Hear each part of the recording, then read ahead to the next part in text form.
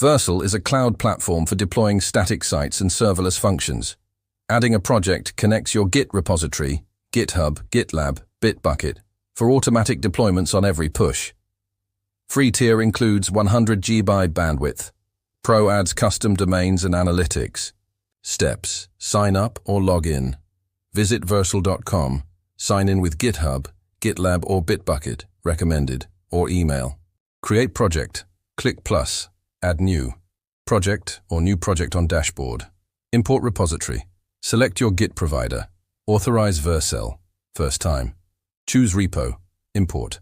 Configure settings, framework, preset, auto-detected, Next.js, React, etc., or manual.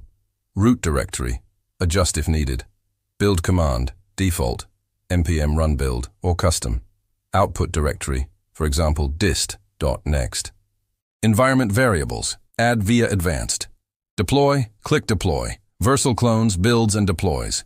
Live URL, project name, vercel.app. Post deploy, custom domain, settings, domains, add, kname to cname, verceldns.com. Preview branches, auto deploys PRs. Redeploy, push to Git, auto builds.